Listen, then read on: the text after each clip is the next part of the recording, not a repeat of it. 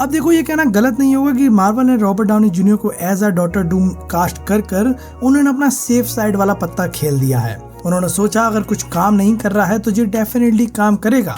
और देखो इन्हीं के चक्कर में अपने रूसो ब्रदर भी लौट के आए हैं, जिन्होंने एक टाइम पर ये कह दिया था कि एवेंजर्स इन्फिनिटी वॉर और एंड गेम के बाद हम कोई भी एवेंजर्स मूवी डायरेक्ट नहीं करेंगे। लेकिन इनको भी समझ में आ चुका था कि भाई हमारी दाल ऐसे नहीं गलेगी, पुराने लोगों को लेके आना पड़ेगा, जो कि अब ये लेके आ चुके हैं।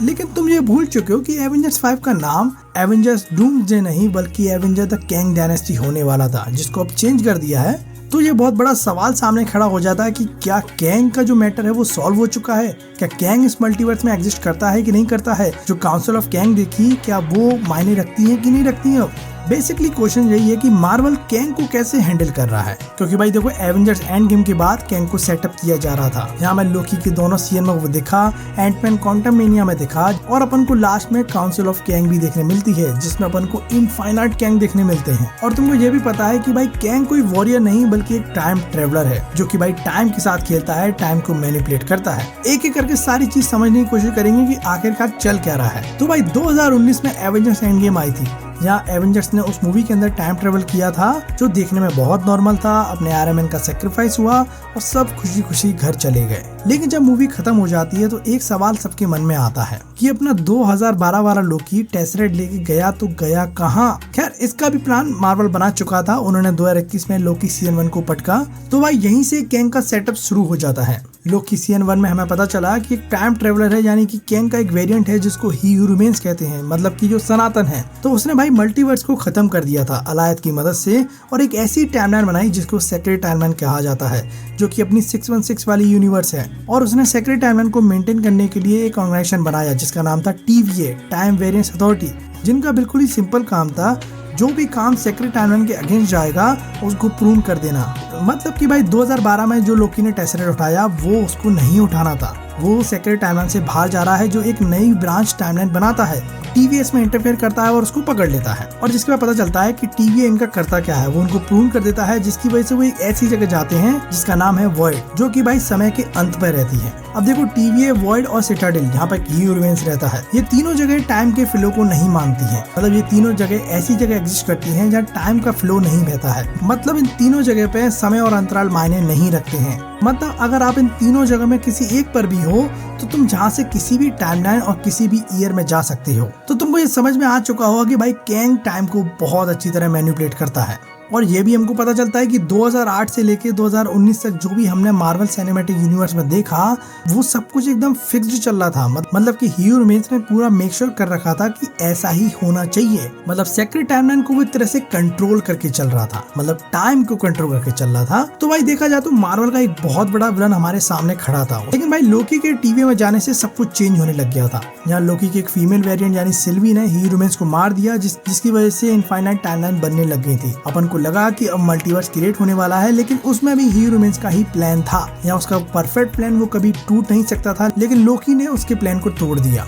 या उसने टेम्परल लूम को तोड़कर लोकी ने अपना ग्लोरियस पर्पस ढूंढा, अपने ग्रैंड सैक्रिफाइस करके मल्टीवर्स को फ्री विल दी और सारी टाइमलाइंस को अपने हाथों में पकड़ के मल्टीवर्स के थ्रोन पर बैठ गया। यहाँ पर भाई ही हू रिमेन्स से हमको ये भी पता चलता है कि उसके इवल वेरिएंट भी हैं, जो कि मल्टीवर्स के क्रिएट होते ही एग्जिस्ट करने लग जाएंगे, जो कि अपना प्लान बनाने लग जाएंगे, जिसकी झलक हमको एंटमैन क्वांटममेनिया में भी दिखती है। हालांकि देखो ये प्रॉब्लम सॉल्व तो नहीं हुई थी, क्योंकि भाई एंटमैन 3 में हमें एक और वेरिएंट देखने मिलता है जो कि बहुत इवल था।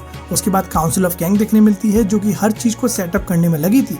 मतलब न्यू डैडी तैयार हो रहा था मल्टीवर्स सागा का। लेकिन भाई जोनाथन मेजर जो कैंग का रोल प्ले करते हैं, उनके रियल लाइफ में इंसिडेंट कुछ खराब होने लग गए थे, जिसकी वजह से उनकी वैल्यू घट गई। यहाँ मार्वल सोच रहा था कि इनको ड्रॉप करा जाए। अब मार्वल काफी मुश्किल में आ चुका था कि अब करा क्या जाए। तो उन्होंने सीजन 2 के लास्ट में एक ऐसा खेल खेला जिसकी वजह से उन्होंने कैंग को फिक्स कर दिया। तो सीजन के लास्ट में ये होता है कि लोकी टाइमलाइन को संभाल रहा है, और अब TVA का क्या काम बचता है? TVA का कुछ काम नहीं बचता है, सिवाय इसके कि वो सारे कैंग के वेरिएंट पर नजर रखे। अगर वो थोड़ी भी हरकत करेंगे तो उनको पकड़ कर वो प्रून करेंगे। मतलब TVA एक तरह से कैंग को ही संभाल रहा है, ओनली कैंग, क्योंकि उनका फंडा तो यही है कि grow with grow more, timelines को नहीं छेड़ेंगे बिल्कुल भी। तो अब करंट सिचुएशन ये आ चुकी है कि कैंग मल्टीवर्स में एग्जिस्ट तो करता है, लेकिन उसको छेड़ा नहीं जा रहा है, एक तरह से होल्ड हो चुका है वो। लेकिन भाई Robert Downey Junior as Doctor Doom आने वाले हैं, जिसको आने में सिर्फ 2 साल बचे हैं, और चीजें सेटअप कैसे होंगी वो समझ नहीं आ रहा है। क्योंकि अगर तुम यहाँ से 2012 में जाओगे तो 2012 में ही थैनोस का हिंट दे दिया गया था। जिसको भाई 7 साल तक खींचा गया था, जिसका पे ऑफ 2019 में दिया। यहाँ पर अब देखो 2021 में कैंग को इंट्रोड्यूस करा गया था, जो कि भाई 2023 तक खिंचा, जिसके बाद जो जोनाथन मेजर का कांड हुआ जिसकी वजह से वो वहीं रुक गया, होल्ड हो गया। और अब 2024 चल रही है, यहाँ डूम का पता चल चुका है, जिसका भाई रेफरेंस मैं मानूं भाई फैंटास्टिक फोर में ही दिया जाएगा, क्योंकि भाई देखो फैंटास्टिक फोर कैंग और डूम दोनों से बहुत गहरा रिश्ता रखते हैं, आमना सामना होते रहता है इनका। लेकिन भाई आरडीजे के आने से मार्वल अपना कमबैक तो कर लिया, रूसो ब्रदर को लिया है, अपने ओजी विंटर सोल्जर, इन्फिनिटी वॉर और एंडगेम के राइटर को भी उठा लाए, ताकि भाई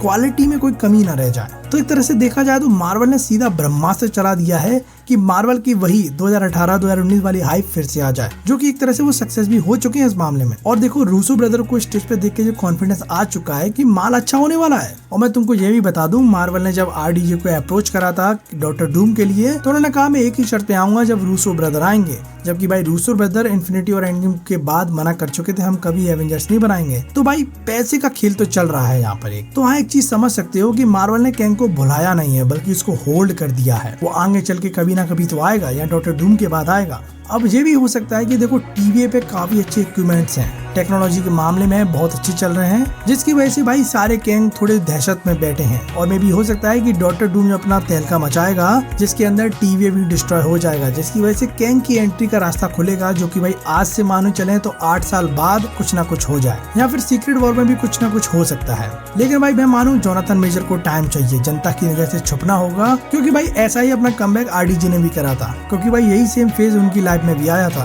तो हाँ मुझे ऐसा लगता है कि रिडेम्पशन तो हर एक को मिलना चाहिए। हाँ तो तुम टेक्निकली ये भी कह सकते हो कि भाई लोकी ने कैंग को फिक्स कर दिया है, मतलब कि अपने लोकी ने एक मल्टीवर्सल थ्रेड को रोक दिया है। लेकिन अभी तो शुरुआत है, डॉक्टर डूम आने वाला है, फैंटास्टिक फोर आने वाले हैं, जो कि भाई इन दोनों चीजों को सेटअप करेंगे। 2026 में एवेंजर्स डूम्सडे आएगी और जस्ट 1 साल बाद सीक्रेट वॉर आएगी। सीक्रेट वॉर में क्या होगा तुम्हें कुछ नहीं पता है, क्योंकि डॉक्टर स्ट्रेंज अपनी क्वेस्ट पे निकल चुका है, वुल्वरीन और डेडपूल एक ही यूनिवर्स में बैठे हैं और इन सबको यूटिलाइज करा जाएगा। ऊपर से शांग-ची की जो रिंग है वो किसकी है वो पता नहीं है। तो हाँ इन सबके डॉट्स तो कनेक्ट करने पड़ेंगे कि चीजें हो क्या रही हैं, क्योंकि अब मल्टीवर्स का कांड चल रहा है। और भाई मुझको ऐसा लग रहा है बहुत सारे प्रोजेक्ट ऐसे होने वाले हैं जो अपनी 616 में होंगे भी नहीं, जैसे कि फैंटास्टिक फोर, जो कि एक अलग ही यूनिवर्स में एग्जिस्ट करती है। तो ये देखना बहुत एक्साइटिंग होगा कि अब करने क्या वाले हैं ये लोग। तुमको क्या लगता है इस बारे में?